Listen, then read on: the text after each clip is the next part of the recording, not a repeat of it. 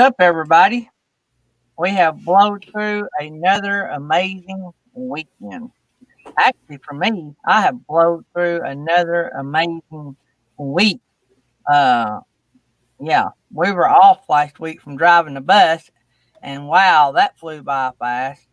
So let me get over here. I was trying to do two things at once. I guess y'all can figure that out. I'm not very good at that. But anyway, all right, so I'm back. So, yeah, blew through a whole week off, and it's been a roller coaster. Me and Tammy's looking for a place to live. We got our land secured. We know where we're going to put it and all that. We just got to find us a mobile home to put on it. That's what we're wanting. So we've we've conceded to the fact that we're going to buy a new one for the mere fact that the used ones are few and far between, and there's not a lot of difference by the time you move and repair a used one after buying a brand new one. So we're going to go with that route.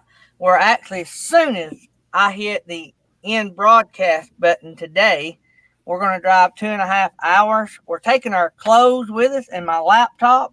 So I will be live in the morning, but I may be live from somewhere other than Rainsville, Alabama. So I'm taking everything with me just in case, because we're going south and there's none up here. So if we get down there and don't buy one today, we may spend the night and try to research that area before we come home. So, but anyway, I will be staying somewhere that has internet. So get up in the morning and do the show, and we'll already be where we need to be, and that'll work out good. So we got Camping with Clammi with us this morning, and we're not going to do any housekeeping because we're going to have fun with Corey, and I'm going to bug out. So be prepared for us to log off early today. So what's up, Corey?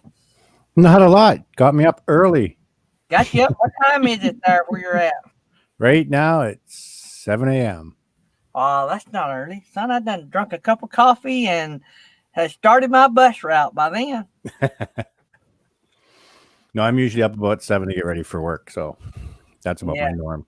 I get up about 4:30. You know what the bad thing about getting up at 4:30 5 days a week is? The other 2 days, your body thinks it's time to get up at 4:30. Mm-hmm. It just carries right on in. So tell us a little bit about the wide world of Camping with Clammi, how it got started, who you are, and what the channel consists of. So Camping with Clammi got started by curiosity is the best way to put it. So Marcy, my other half, is originally from California, had never done any camping or anything like that. We now live in Canada. We do bounce back and forth. So last year, more or less, I put a truck cap on the back of the truck and threw a mattress in the back and said, "Hey, let's go camping." Yeah. Took her out a couple of times. She liked it. The very first thing we ended up doing was kind of our own documentary, because I've got my truck box is 5'7", so it's pretty short. So I had to extend the box to fit this regular cap on it that we managed to pick up for free. So we made a video on that just strictly for a documentary. And next thing you know, I was posting on YouTube and people were watching. And I'm like, whoa, this is interesting. And then we ended up picking up a slide-in camper for the truck for like $200. That needed a lot of work. Excuse me. So we decided to make a video of the rebuild. Everything from stripping it down to taking all the wiring out, the insulation, the paneling, the lights, you name it, and rebuilding it and doing it as cheaply as possible, but good quality. The goal was to build it all, including the price of the camper, for $1,000 or less, including putting solar on, the whole 9 yards. Wow. So we documented that and ended up making, I think it's 14 or 16 videos that are on the channel about that build. And the whole thing has been about camping and outdoor adventures. So our little slogan is, it's not about camping, it's about the adventure. Right. Whoops. That went part of your green screen. Things are falling down behind me. It's just because I had to make the little ghost back there. I had to make sure that the Canada flag was showing, I guess. So yeah, it wasn't all about camping; it's about the adventure. So it kind of just grew from there, and more and more people started watching and subscribing. I'm like, hey, this is really taking off. So we do things like Marcy, we call it cook on the flame, save the propane type of thing. So Oh, I love that. Yeah, cooking right on the campfire, all that type of stuff. yeah, So yeah, that's pretty much what it's about. It's about doing things on a budget because most people nowadays don't have any extra funds. So it's doing things on a budget, but still getting out and enjoying life, even with all the craziness going on. yeah. I love it. I watched some of your videos of the remodel of the truck camper. It's been a while back, but I remember when y'all was doing that, and that was pretty neat at how awesome it turned out. And but the thinking that went behind it, how you can do it, and how you save the money, and the fact that you done all of it, didn't you? The labor and stuff, you done it yourself. Yeah, and that's the cool thing about YouTube is if I didn't know something, um, like it was a big learning experience for me with the solar. You can, solar can cost you quite a bit of money for sure, and we wanted to figure out if is it possible to do it for under $200? Like, is it seriously possible to do solar? Now, it's obviously not going to be for high consumption, right? So when you started researching, I ended up learning, and Marcy ended up learning a lot, and I was strictly from grabbing information from YouTube of what we can and cannot do, right? So that's how we ended up meeting so many awesome people in the community, right? Whether it's RV or homestead or camping or outdoor adventures, that's how we ended up meeting a lot of people in the community. So it was lots of fun. Yeah. Thanks, Alan Chitwood and Thrifty Angela, for the super stickers. I appreciate that. Um, well, so how? Who was sold on the truck camper first? Like, I know I've had a hard time convincing my wife, like, hey, let's get a truck camper. So, was that something y'all both jumped on board together with, or did you have to talk the boss into that, or Well, you see your vision? when I used to live in a 35-foot trailer. So for a couple of years, my residence was a 35-foot trailer, but years and years before that, I had an 8 foot long truck camper that we used to take for hunting and fishing and everything. And this is way before I met my wife. And I've had truck campers in the past. It's portable, and especially where we live here in Canada, we live near the ocean and the mountains and everything else. So if you want to go like off the grid or boondocking or anything like that, it's pretty hard to take, a trailer or anything like that, or a fifth wheel or anything up some of those roads or up the mountains if you just really want to get away. So the truck camper just made more sense. Um, so when I talked to her about it, she actually is the one that found it and said, "Is this what you're looking for?" Because our truck box is so small, it had to be an import camper to be remodeled, right? So Right. that's where that started from. That's pretty cool. And I think I watched Felix and what's his name. They traveled to the West Coast here couple months back, and I was watching some of the places they stayed at, some of the free camping places they pulled off and stayed at. I'm thinking, man, there's no way you would want to do that with a big rig, And the smaller the rig, the easier it would be. And I learned a lot watching them traveling and other people traveling. And I used to have the mindset of bigger is better. And then when I seen some of the places all these people were going, I'm thinking, no, bigger just means you can't go to all the best places. Well, that's just it, right? With the truck, it's the only thing you have to be concerned about is your height, right? So I have no problem with that. if you're Oh, never mind. You're talking about truck camper height. Oh man. right, as you see in some of the videos, my truck is lifted, right? So if you can get the truck in there, you're pretty much going to be able to get the camper in. So the whole idea is to be able to go pretty much anywhere you want without any restrictions. So that was the big focus on why the truck camper is. It doesn't stop you from going anywhere. If you want to go boondocking, you want to go off the beaten path, you want to go down some old logging road that you don't know what's at the other end because you're scared you're not going to be able to get turned around, you don't have to worry about that. Yeah, yeah, that's what I want. I and really, you may be a little bit higher than a travel trailer, but you're probably no higher than a fifth wheel. No, I'm not higher than a fifth wheel. I've been up against fifth wheels multiple times. I actually can't remember the exact height. I have it actually written down on my visor in the truck. That's a good place to have that. Yeah, because we do have some low bridges around here. So, but I can't remember my exact height, but I do know I'm lower than the most fifth wheels, whether they have the upper living room on the top or the upper bunk type of thing in the top. That's what bumps it up. So yeah. So since you've been out traveling some, and have you guys had a real bad experience you here to share with us? Like a horrible trip or everything just kept breaking kind of day? No, the only really made it difficult is because, as you know, the world is a funny place right now, especially, in March, around March, just after March. So the only thing that made it difficult is to leave the island where we are, because we like to get off the island. People weren't leaving or coming or going. They just made it really tough to do that, right? So a lot of people that would normally take their RV or their camper, or they're going on their adventure in a Jeep and a top, rooftop tent type of thing, they're all staying here. So I think I made a video that said, I could normally just go get up in the morning and take off and be able to find a place. But it turned out that everywhere you went, it was just packed. Right. Or they had shut them down. Like even some of the logging roads they had shut down. They put cement barriers and stuff like that because they didn't want people going up them for all the free boondocking type of areas. So that was the toughest. There's actually 2 videos. It took us 3 days one time just to find a spot for one night. That's been the toughest part this year. But nothing really, no breakdowns or anything like that.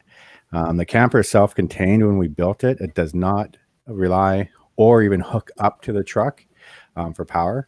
The whole idea is if we are stuck or if there is a problem and I need to take the camper off, the camper strictly gets its own power, its own water, the whole 9 yards. There is no, normally when you put a slide-in camper in, you're hooking it to the truck battery, you're doing this, you're doing that. There's no hooking it up. I put it in there, put my chains on, and away I go. Wow. So are you guys located, I don't know if you follow Van Wives? Van Life? It's their Van Life channel, but the name of their channel is Van Wives. It's 2 ladies. I've watched their channel. I'm thinking they're in your area. I may be wrong, but they could be. We have a lot of van lifers around here. Yeah. Like quite a few, especially because our weather for being Canada is we almost never get snow. Like if we do, we might get snow, in the middle of the night, but by the time it's noon the next day, it's already gone. Right. Right. So we do have a lot of people. It's just like Chrome, Van Life City. He's from Vancouver, so he's just a skip across the water. It's an hour and a half ferry ride type of thing. And then we have some other people that I watch as well that are really close. Yeah. So do you have issue like in the paid camping areas, or do y'all do much of that? But do you have issues with because I know you got an older truck camper. Do you have issues with campgrounds not wanting to allow you to come in? No, because a lot of the places, there are some places that say that your RV has to be within so many years or 10 years or whatever it is. But a lot of them will use it as a discretion. So they look at it right away. And because it's not all beat up on the outside, it is painted, the whole 9 yards. It's never been an issue. Sometimes, they'll come out and say, I want to see the inside outside just to make sure it is newer and doesn't make the campsite look, junky or whatever the way you want to call it. But we've really never ran into that issue. The other reason is we don't really go to those campsites. Right. We didn't build a camper to go to those campsites. I don't want to be right on top of somebody. If you look at most of the videos, you'll see Amen. You'll see we're not. I hate that. Yeah. Why go camping out in nature just to be cram-packed in like a sardine? It's retarded. And we do have places like that, right? Where there's bushes, there's nothing between you and the camper or RV that's right beside you. And it's like, I feel like I'm in my driveway with an RV parked beside me. Right. And I've seen some where actually their awnings will touch. Yeah. They are that close. That's ridiculous. I am not paying $50 to $100 a night to reach out and touch someone. I mean, that's just crazy. Yeah. The most that we've actually paid, to be 100% honest, well, it'd be even cheaper for you guys, but the most we've actually paid is $20 a night. We have not paid a dime more than $20 a night. We refuse to go to any of those places because as soon as you start paying more around here or in Vancouver, or you start getting into Manitoba or Alberta or anything like that, the more you start paying, the closer the sites are, right? And the less nature it seems. Mm-hmm. It seems like that's why I don't like the 1,000 trails. It seems like those 1,000 trails, man, you're right on. Like Felix said, you can go out your door and reach over and touch the camper next to you. Right. Yeah. I think there's something, and me and Tammy's not got to experience this yet, but in researching, I think it would be something as far as, like you said earlier, camping and traveling is not, it's about the journey and the experience. It's not about the size of your camper and what's in it and all that. And I think it's something, there's something to be said about also when you're traveling and camping is the challenge of how little can I spend or get by with spending on camping and the necessities. So like it'd be pretty cool to say, for instance, spend the night at Cracker Barrel. It didn't cost you a dime. Well, man, how many times did we camp for free on the way to Oregon? You know what I'm saying? 10 times. We paid one time to take a shower. You know what I'm saying? I think one of the biggest things is, and I've been lucky enough, to have both lifestyles, to actually live in an RV, right? And at the same time, travel or camp or have outdoor adventures and the camper type of thing. So I've been lucky to do both. So I think it comes down to a lot of time is what do you actually need, right? Because when we go out, we don't spend time in the camper. Like the whole idea is to spend time outside, whether you're hiking, whether you're fishing, whether, you're just getting to know the area or sitting around the campfire. I've only literally cooked in the camper in the year once. Why? Because I forgot tarps. But that's the only reason. Other than that, it's cooking on the fire. It's being outside, the whole 9 yards. So I think a lot of times it comes down to what do you actually need? What are you hoping to get out of it, right? So if you can do it very cheaply or on a very, very tight budget, you don't need a lot, right? A lot of people, they go camping and they spend the whole time in their RV. Well, that's different if you're living in it. But if you're going camping, get outside, right? Right. Yeah, some of the best times I've ever had, it's been sitting out by the campfire, just laughing, or like we did with Jerry Holly when he came down, or even when it rains, everybody piling into one camper, cramped in there, just telling stories and laughing and cutting up and eating snacks and just having a good time. That's the fun part. I mean, even on the rainy days, make some kind of fun out of it, Oh yeah, when it rained, I just put a monster tarp over the campfire and over the table, and you sat out there, played cards, and hung out in the rain and listened to it pound away on top of the tarp, right? So it all depends on what you actually need. What are you hoping to get out of that adventure, right? Yeah. So what has been the coolest trip, the most awesomest trip you guys have had?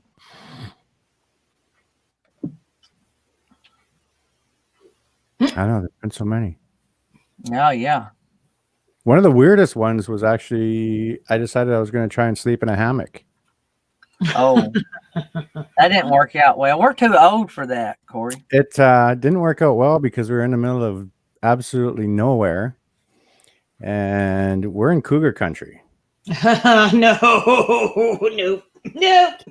So I'm in this hammock, and everybody, when I made the video, I guess a lot of people, they thought it was a joke or as a scare video or something like that. So I made this video, and my whole idea is, Marcy and I had this bet that I wouldn't stay in the hammock, even though I was probably, I don't know, 10 feet away from the camper.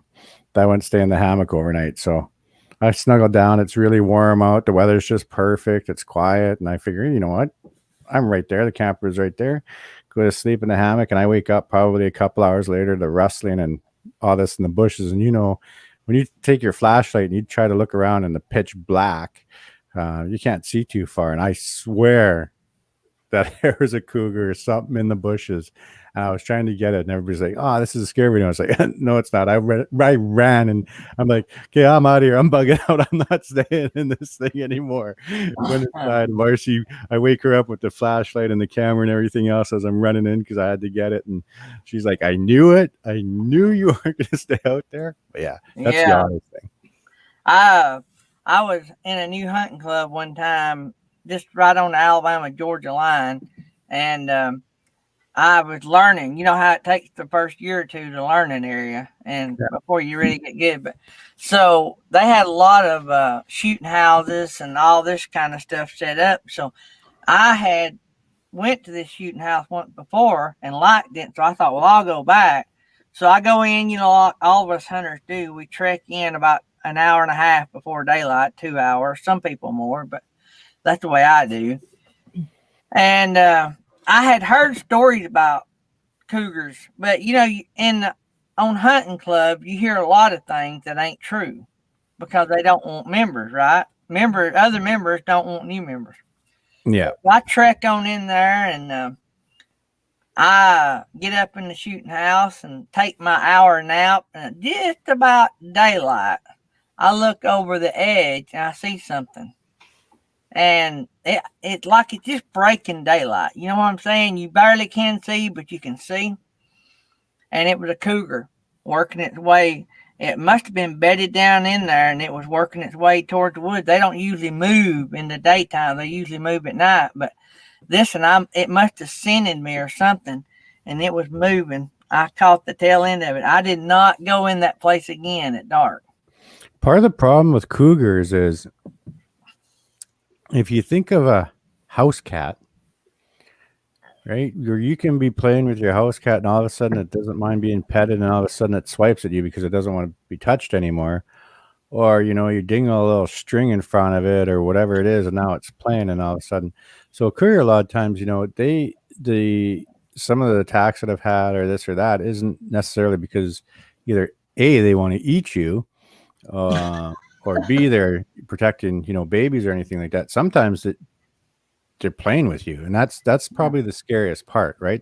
To them, it's a game sometimes. So there has been, I think there's actually one on YouTube. Somebody came across one and chased them away, and there's been around schools, even where I live, they've had cougar sightings around schools or closer to town things. So especially because we live at a base of a mountain, we live in a valley. So when you get out and about, you see them. You just have to keep in mind, have your cougar and bear spray with you wherever you go around here. As soon as you get out of town, it's just crazy. Yeah. So, have you guys got any plans of swapping rigs anytime soon, in other words, I guess this is the question I asked everybody.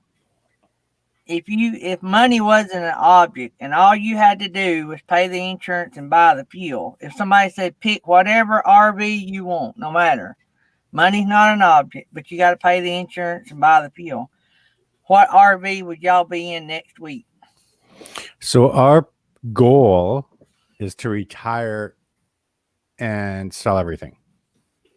That's actually our goal, because we do bounce back and forth from Canada to US. We have family on both sides of the border. So our goal is to spend half the year in Canada, half the year in the States.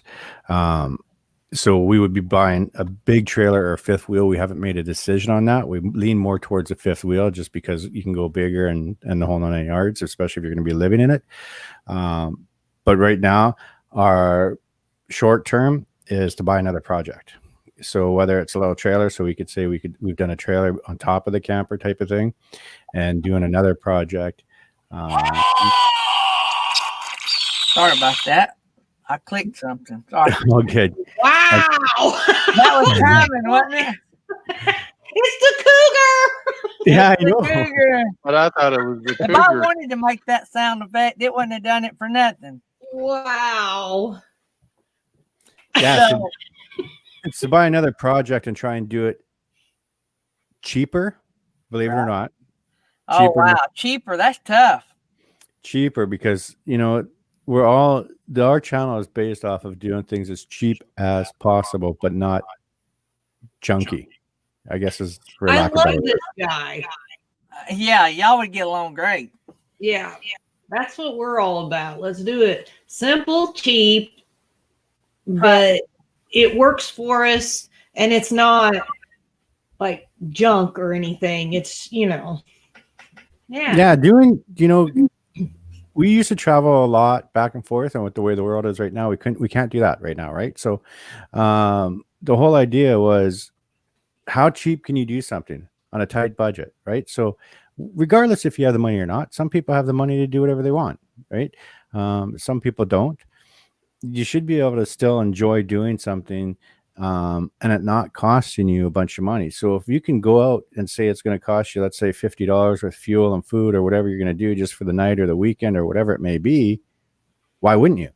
Right. So the whole thing is you'll hear me say it a lot of times on my channel, is stop saying you can't do something. Right. Just stop saying it. I can't afford to do this, or I can't do this, or I don't know how to do this. It's like, no, you can. Just figure out a way to do it. Yeah, I noticed on Van Wives, and y'all hear me mention their name a lot. I watch all their videos. But anyway, they just got a deal with Battleborn. And a couple weeks ago, they ripped out their power system and put it all back in with Battleborn batteries, all new equipment, and they done it themselves, and they learned how to do it on their own. And they said that was just so satisfying. Yeah, it was interesting, actually, very interesting when you take apart an RV, right? That's already built, and you start taking up, especially an older RV. So the truck sliding camper is in the 80s, I guess. And when you start taking it apart and ripping out wiring and stuff like that, and actually looking at it and going, they did it this way? This is what they used? Like, was this actually safe at the time? When you start seeing me actually rip out wiring, it's fraying, and I'm like, it's a good thing we're doing this, right? And then you learn so much doing it yourself, right? So I've got a little bit of skill, but I learned a lot of skill during the build. Yeah, I freak out watching people that doing it for the first time because it really makes me nervous, and I get all tore up thinking I could not do that myself, and then they just done it. I mean, they made their own bus bar system, and I'm like, man, I'd be afraid to do anything, afraid that I'd flip the switch to turn everything on and my rig would melt down. Well, it's a learning experience, right? The nice thing is if you really think about it, if you build it, right, or learn how to build it, you've learned something along the way. But at the same time, if something goes wrong, you're probably going to have a good idea of what it was because you're the one that built it. Right? Exactly. Now, when we built the camper, we built it so if I have an electrical problem or I have a solar problem, if you look, my solar is literally under $200, but it runs the camper. If I have a problem, I can access any of the wiring I need. I can access this. I know where it all is. So it's easy to find compared to you have an RV and it's like, hey, there's wire and you have to take it in. It costs you more money, the whole 9 yards. Mm-hmm. This way, it's still staying within that, keeping it in a tight budget, right? Right. So when you done your basic solar system, I missed that setup, and for everybody that's not seen it, what did you wind up doing to get your solar system so cheap? I mean, how did you do that? The most expensive part, it's only 120 milliamp hour battery. So that's the most expensive part, right? My solar panel, I think, was $40, 100-watt solar panel. My solar charge controller cost me, I think it was $10. My inverter, 1600-watt inverter, I think was $30 or $40. So when I first did it, I did it this way for two reasons. One, actually 3 reasons. One, I don't have high power consumption, Right. Everything in the camper is LED. I have a 15-inch TV in there. 15-inch TV? Yeah, 15-inch TV, which I think uses 0.5 volts or 0.5 watts. So it uses actually no power because it's an LED TV. All my lights are LED. So I have very low, even my faucet for my water is a rechargeable pump. So I just charge it up. So, because a pump can take a lot of power as well. So everything's super low power. So I wanted to try and figure out how to do it on the lowest power possible. I wanted to figure out how to do it as cheap as possible. But because I was just learning, I didn't want to spend a bunch of money and or go overboard on something I didn't need. Or, heaven forbid, I did it wrong. I just blew a bunch of money on something that I had no idea what I was doing. Right. Right. So, what is the biggest power grabber in your rig? That's what I was going to ask. What takes the most power? Yes.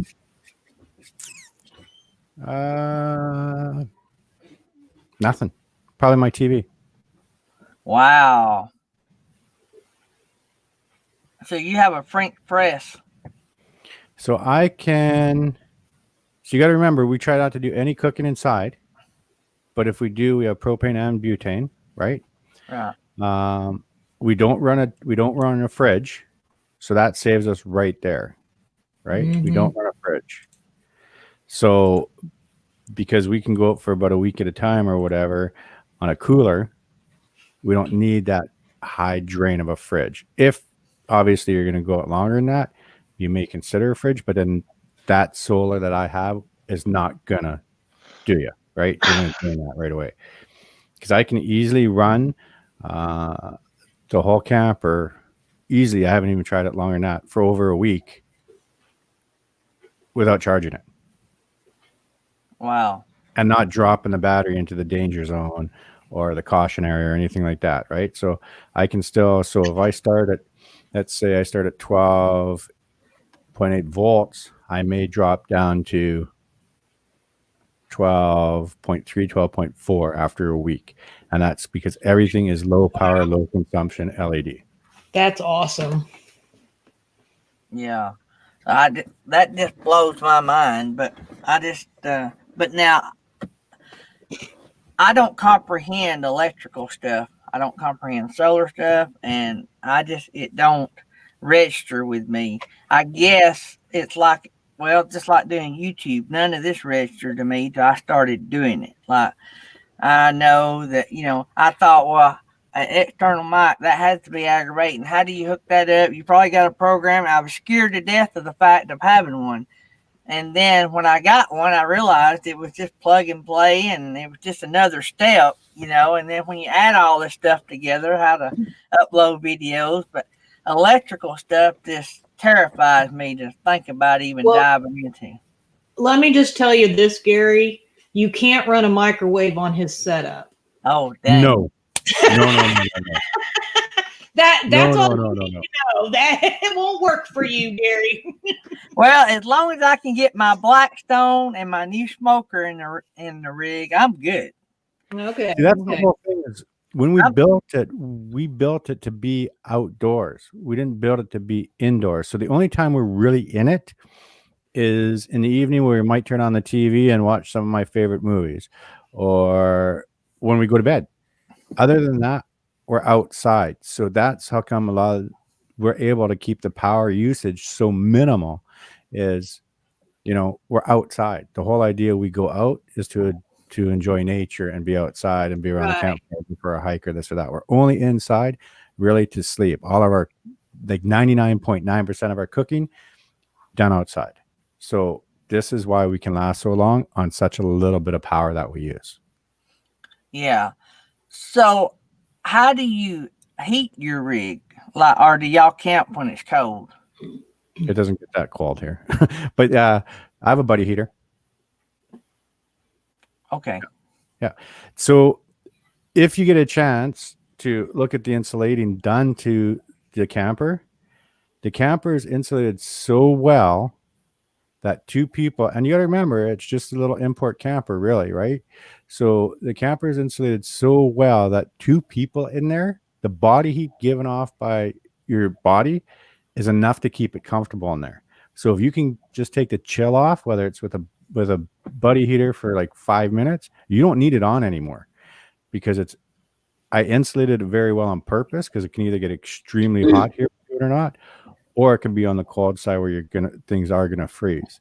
But you don't, once you're in there and then it's closed up and all you're doing is cracking, the skylight a little bit to let fresh air in, or I have a vent that is always open. You can't close it for fresh air. A lot of people have it above their fridges, things like that, or behind their stove. They'll always have a vent open. I put one in.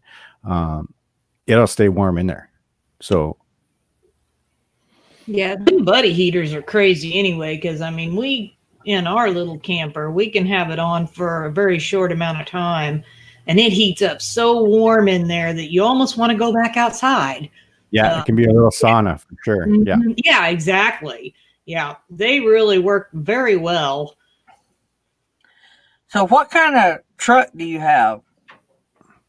It is a Ram. It's a Dodge. It's a Ram 1500 Sport.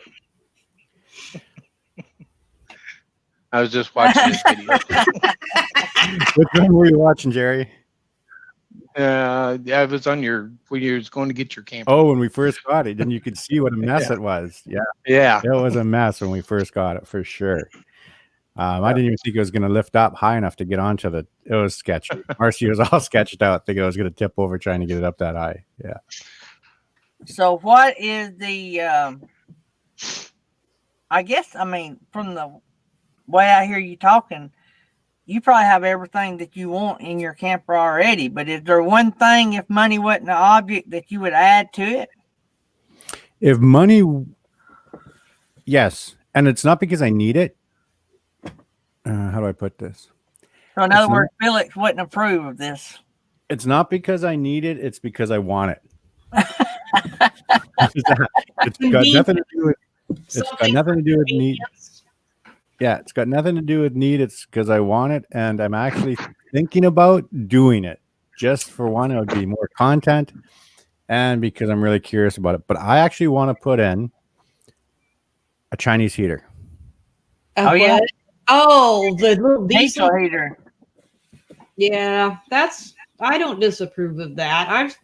I don't know if I would want to deal with doing one, putting it in, or just, even having one, but I've seen a lot of people. I want to try it because a lot of people said, and here's why, right?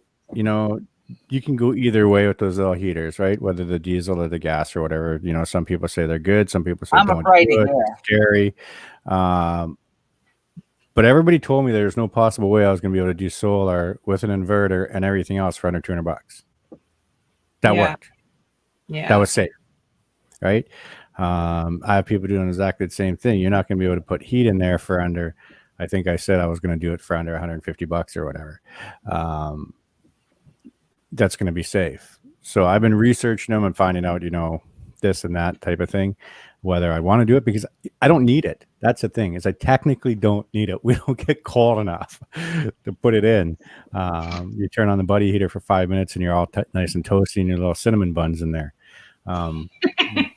But it's something I wanted to try. The other thing I did want to try, if money wasn't an issue, I would probably, honestly, update my solar enough to run a fridge,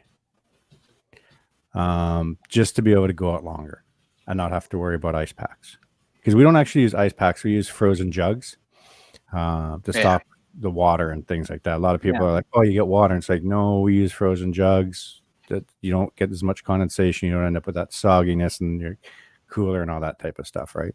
Yeah. So Lisa has a couple questions I'm trying to get caught up on here. One is, he had a truck camper, but I think she may be asking what brand a truck camper. I think she left and came back, so I think she missed some of the interview. Okay.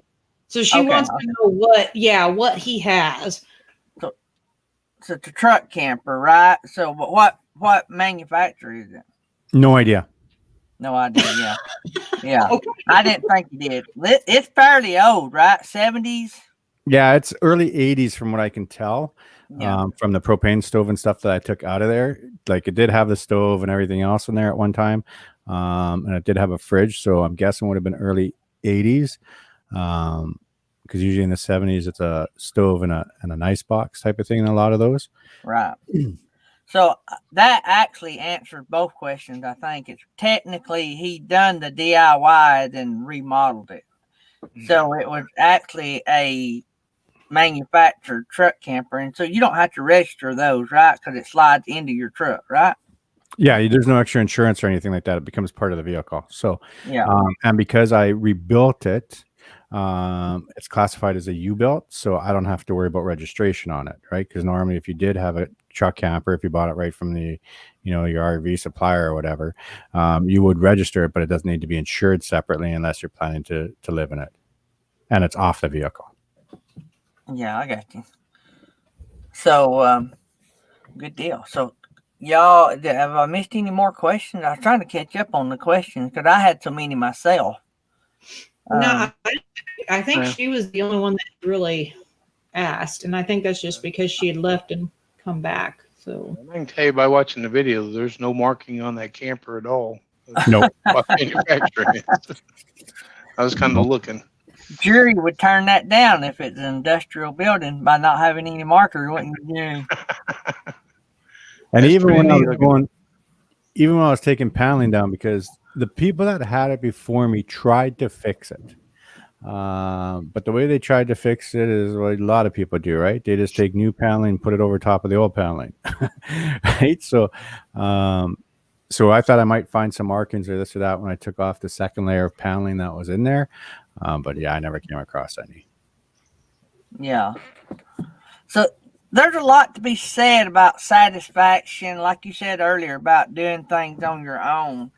But was there ever a time during the process that you or your wife looked at each other and said, "What have we done?" Oh, yeah. The biggest time was you're all gung-ho, right? We brought it home. If you actually, like, when Jerry's probably seen the one where we brought it home, and I'm like, we've got all these awesome plans for this. You're all excited. And Jerry, you're probably watching it where I'm in the snow there, and that's probably the worst snow we ever had. Yeah. The day we brought it home. We're going to pick it up, and it snows. It never snows here, but the day we pick it up, it starts snowing. So yeah, we had all these awesome plans. We're going to do this. We want to do this. Stay tuned. Watch the channel, yada, yada, yada, right? And then we start taking out the counter, and we start taking out this and the stove and ripping apart the bed and taking out the insulation and taking out all the wiring. And now I've got just a shell. And I look at it and go, now what? What have I done? I don't even have something I can use right now because it's not going to be structurally sound to drive down the road the way it is. Yeah. It's like, now what? Right. So that was the part that we probably looked at each other and went, now what? Right. It cost us almost nothing to get this far. Now it's going to start costing. Now we want to put in lights, this or that. Do we know how to do it? Right? And I spent hours and nights and days and weeks, researching the best way to do this. Right. So did you catch yourself or your wife catch yourself saying when you were picking out stuff and doing things, saying, no, remember, we said we weren't going to spend that much on that, and you've done spent X amount of dollars. You realize you only have X amount of dollars to go and you're going to be broke. We're going to have to change. Did you catch yourself doing that some? We did. We didn't spend the money, right? So we would look at something like our countertop, for example, is from a Habitat for Humanity store type of thing, right? So Marcy was lucky enough to find this awesome countertop, because when I started looking around right away, it's like, this countertop is what's going to cost me a lot of money, right? Like sometimes, and I think that was the biggest reality check when we started to build this, and the whole idea was to build it on a really tight budget. What some stuff actually you thought would cost doesn't necessarily cost that. So you have to be patient and have the time to look around and find things. So there was many times where we're building it and I'm like, oh, I'd rather do this, or I'd rather buy this. Instead, we're going to buy this because it's staying within the budget, but let's buy this instead. And it's like, no. This whole thing was to do it in a tight budget, right? So Yeah. Because there was things I would have changed if it wasn't for the whole goal was to see how cheap we could do it for. And how cheap did you do it for? The whole thing's under $1,000, cost and built. And there's a video on that. Yeah, I didn't watch that. Yeah, but everybody. I didn't watch it. Everybody needs to go over there and watch it. Camping with Clammi, and watch their videos from start to finish. How many? You said it was 12? I think there's 12 or 14 for the build. Because it's broken down to, all the way from doing the outside to sealing it. There was other ones that I did, but I'm like, they're just going to be boring. Who wants to really see me cocking the hole inside, right? Like, but here's a perfect example. You start to think outside the box, because one of the really things that I didn't realize how expensive it was going to be was molding. When you're putting up your corners or your edging or stuff like that, I never realized how expensive molding was going to be. It was crazy expensive when we went to the hardware store and we're looking it up. And then you're adding extra weight that you don't need to be adding. So we ended up coming up with drywall corner strips. Yeah. Yep. So they're plastic strips that you put on, for drywall, for doing your corners in your homes and stuff like that, inside, outside corners. And we ripped those down. So we just sliced them right down the middle, took the corner out, and that's what you'll see pretty much all the molding is in the camper, whether we're using it for the outside corners, inside corners, whether we're using it for joining the panels up top.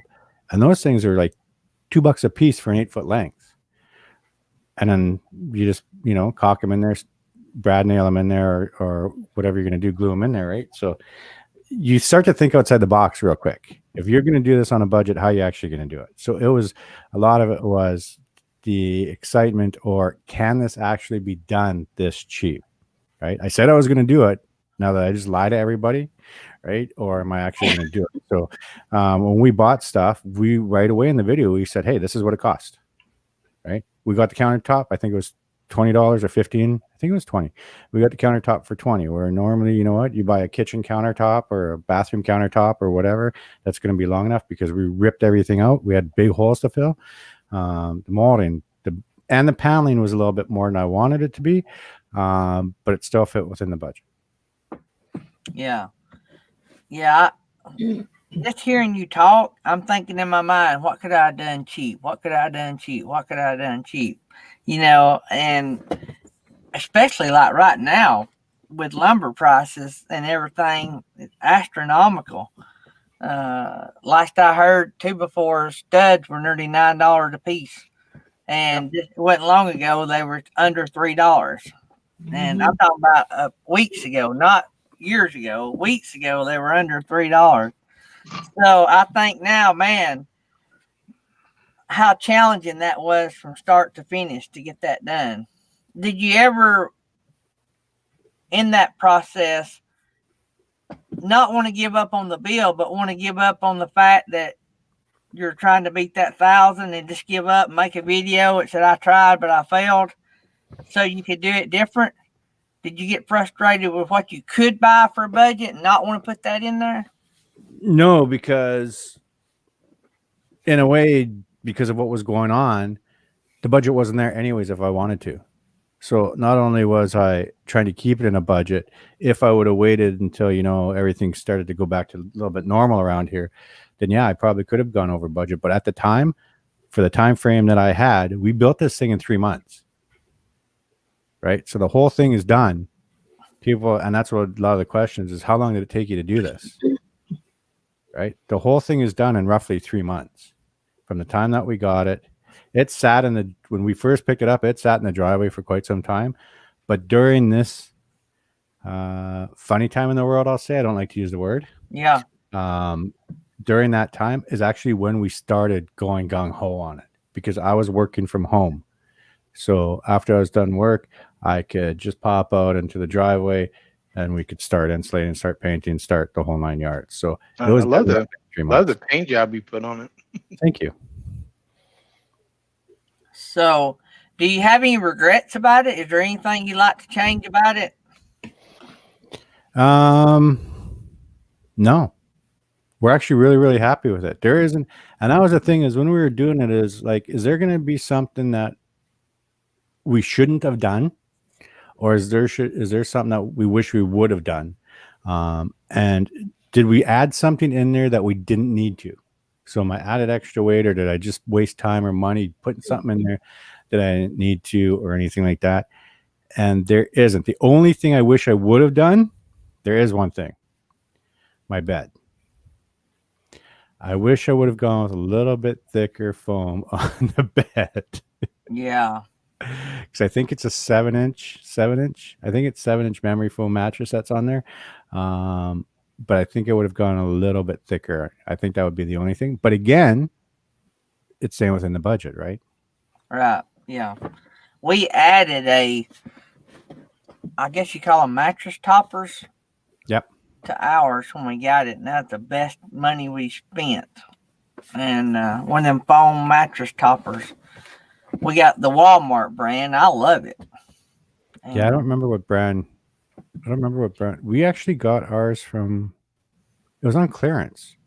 I think that's in one of the videos. Of course, it was. Yeah, I think it was. It's actually on one of the videos. Me unwrapping this thing. Yeah, because I was laughing because it came in a box. And I'm like, how do you fit a whole mattress in this box? Like, it makes no sense to me. Suck all the air out of it. And then, we opened it up in the living room, and I'm like, that's not a full-size mattress. There's no way that's a full-size mattress. But, after more or less a few hours or whatever, it opened up and fluffed up, and it looked like a full-size mattress. But I remember laying on it on the floor going, this isn't a full size. Like, what they do? They stuck in the wrong box. It's like, okay. I got some friends of mine building a house, and they are like really frugal. I mean, like frugal. And the girl's mom went with her, and they went to this like bargain center or something.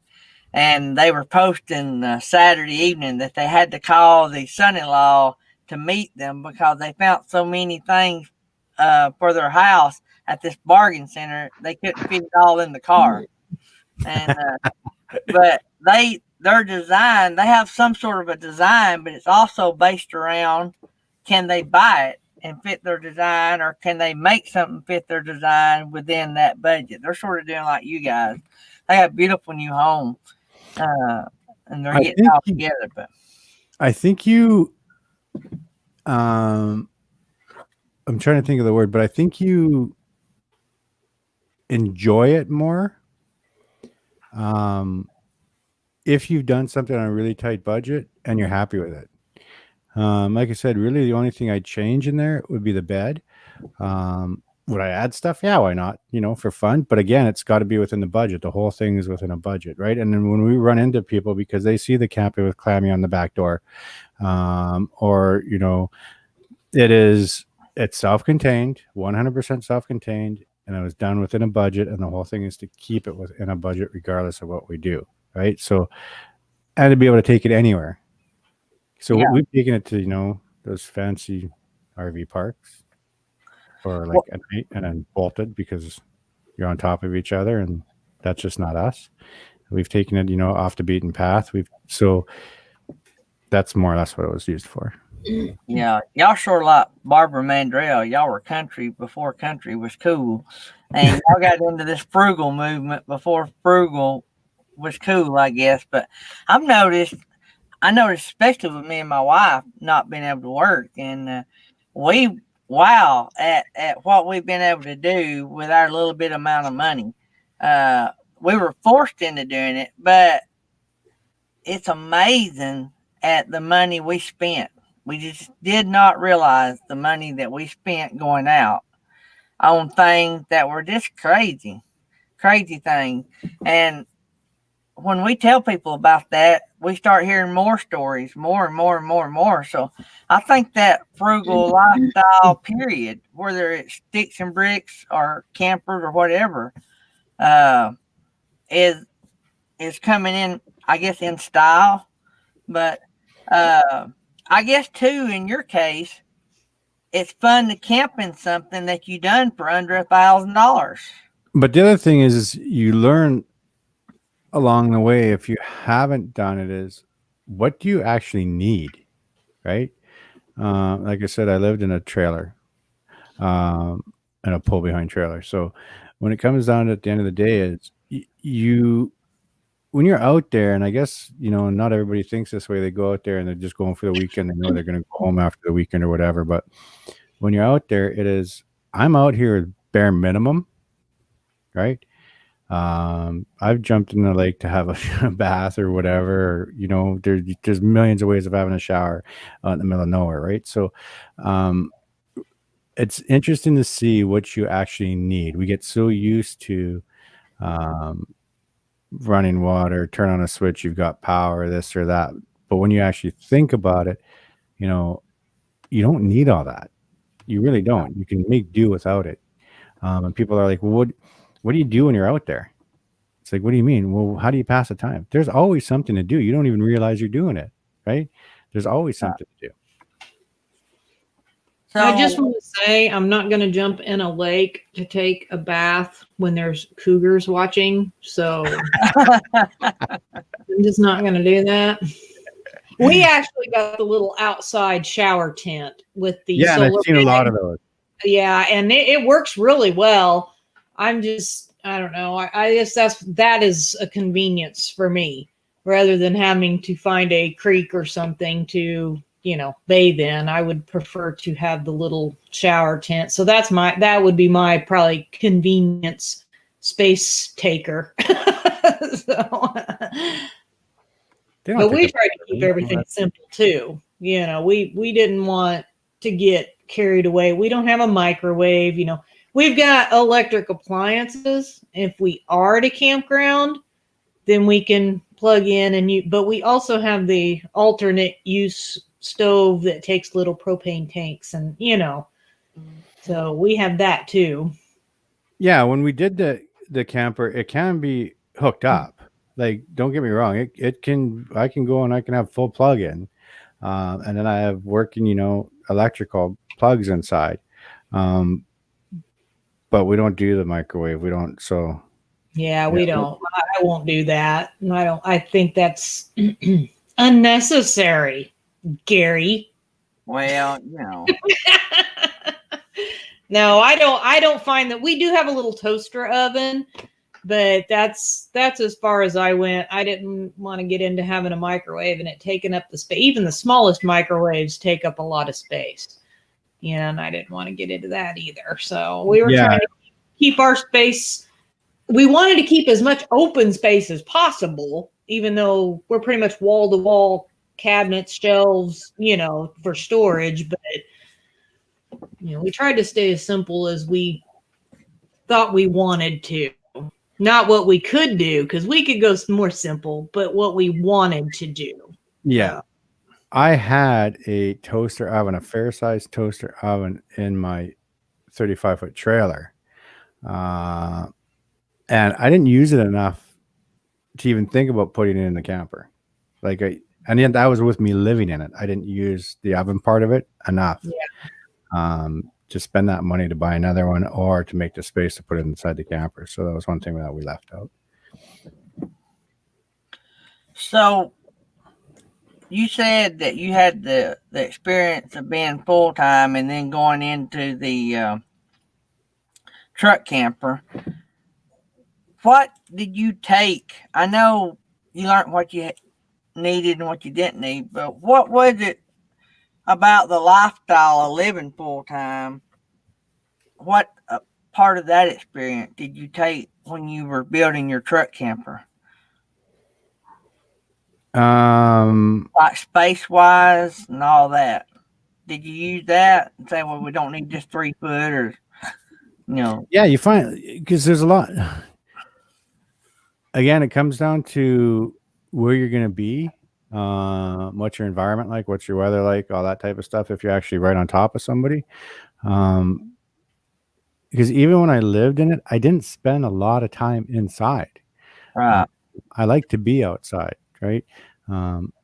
If it's sunny out or decent out, and as long as it's not pouring or the clouds aren't falling in on me, type of thing, I'd rather be outside than inside. So even when I lived in it, we were always outside. I had built a little deck off the side just out of pallets so I could move it if I had to, obviously. But the whole idea was to be outside, right? Yeah. So Lisa wants to know how you gather your water, or how do you carry water? My water is done in jugs. But where I am, there isn't a problem about getting water, right? I can get water anywhere. But my water's in jugs, but we use low consumption of water as well, right? So everything is try to keep it as low as possible. So do we need all this water? There's times where I'm taking too much water and left it, right? Because I can get water. Right. Water's just not a problem, especially on the island or in British Columbia. The water is just not a problem to find.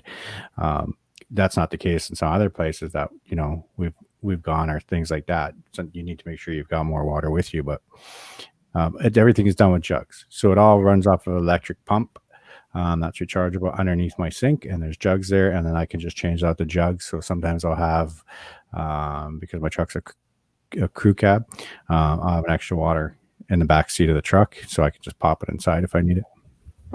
Right. Anybody got any more questions? Jerry, Holly, you got any questions? Felix, the boss lady over here, y'all got any? Anybody in the chat? I was just watching the video. It looks good. RV DJ wants to know first she asked if Jerry Holly got her email. Then she asked if that's what I'm checking right now. Gary got her email. So I don't know if she emailed both of you. Well, I did not get it because I'm checking my email right now. RV DJ? Yes. She's in the chat asking. Yep. She tagged Just give me one sec, guys. Because nobody else said anything. Okay. Just RVDJ, I did not get your email. I'm checking all three of my accounts, and I did not receive. Just one second. Right back. When she tagged me, she may have meant to put Jerry, and she put Gary. So I'm not sure. Okay. Oh no, she emailed both of you. Check your spam. I did not get it. I better check your spam. Yep.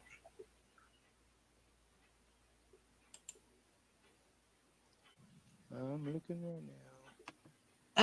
Linda, I think our trailer is 6'8", maybe 6'6". It might be 6'6". How tall are you, Jerry? Me? Yeah. About 6'1". Okay, so it's probably 6'6", because he could stand in there, and he had just a little bit of space above his head. So yeah, it was comfortable. Didn't hit my head on anything. So. No, I don't have any email either. I don't either, not even in spam. So no, me neither. Okay, Sonia, might try again. Hear that they didn't get it. And I'm going to be on the road today, so it'll be on my phone if I get it, but I might not check it immediately. He won't check it. Well, my wife. He won't. I like Clammi's logo. I think that's really cute. I do too. I like the sparkly, looks like LED lights, which how fitting since everything in his camper is LED. Yep. Yeah, I really like that. That's really cool. That's a good logo right there. Yeah. I checked all three accounts and all spam, and I don't have anything from the RBDJ. So what we're going to do, guys, me and Tammy's got to travel about 2.5, 3 hours. So when Corey gets back, we're going to finish up, and we're going to sign off with him on the screen. So we're all going to sign off together. So We're going to sign off a little early today, and I'll be back on tomorrow. I don't know where I'll be from, but anyway, that's what we're going to do there. So me and Tammy's still trying to secure us a house so we can be out. We got like 23 or 24 days to be out. So we're trying to make that. Did you see the members' peace signs all changed colors again? That's now we're yellow. Yeah. So did somebody change their channel name? That is RV Weekends. Fantastic Travels is RV Weekends. I thought I seen RV Weekends. Yeah, I think she changed it while she was in the chat. Oh, it messed me up for a minute, but then I saw the logo and I'm like, oh, wait a minute. I'm thinking like, Fantastic Travels had got a yellow logo. Yeah. All right, Corey, we've had a blast. It's been lots of fun. Yeah, it has been. It's good to meet you finally. So maybe we send a lot of new people your way, and we'll have to get together and hang out sometime. When you're ever in the States, maybe we can all meet up somewhere. That sounds like a plan. Or maybe we can all come up there and see you guys. There. That would be nice. I'd rather go see him. Yeah, me too. Yeah. As long as you keep your cougars in check. Yeah. I'll bring my cougar spray. Yeah. I'll bring Felix. Barrel of it.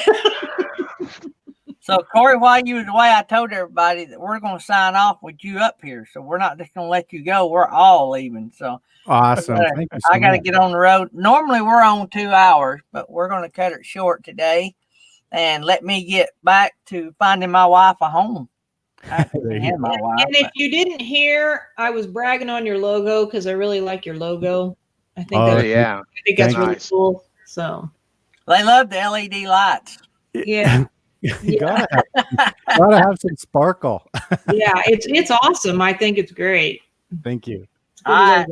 Thanks, Corey, for being with us. Thanks, everybody in the chat, for being with us. I hope you guys will bear with me a few weeks and let me and Tammy get us a home and get settled down. So I may be missing some, maybe cutting some short, but we're going to work through it. And when we get done, we can all enjoy Thanksgiving and Christmas on the air together. And maybe at least Christmas all together in an uninterrupted fashion.